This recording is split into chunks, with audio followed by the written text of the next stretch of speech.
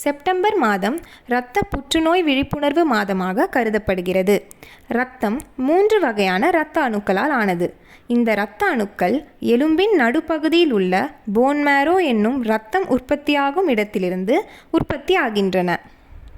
இரத்த புற்றுநோய் என்றால் என்ன? இரத்த புற்றுநோய் இரத்தம் உற்பத்தி செய்யும் போன் மேரோ ஆகியவற்றை பாதிக்கும்.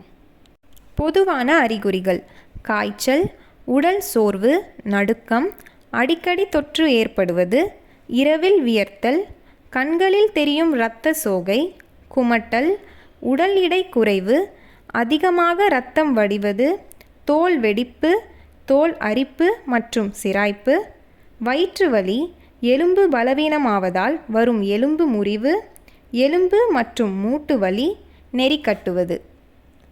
தீவிரமான அறிகுறிகள்: நகம் நீல நிறமாகுவது, குழப்பம், மார்பு வலி, படபடப்பு, காய்ச்சல், அதிகப்படியான இருதய துடிப்பு, மூச்சு திணறல்.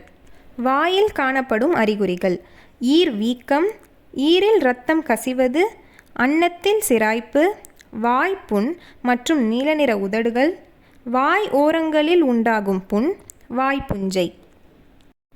இரத்த புற்றுநோய்க்கான பரிசோதனைகள்: முழு இரத்த எண்ணிக்கை, நீடில் பயாப்சி, லம்பார் பங்க்சர் மற்றும் பெரிஃபரல் பிளட் ஸ்மியர். இரத்த புற்றுநோய்க்கான சிகிச்சைகள்: கீமோதெரப்பி, ரேடியேஷன் தெரப்பி, இரத்த மாற்றம் மற்றும் ஸ்டெம் செல் தெரப்பி.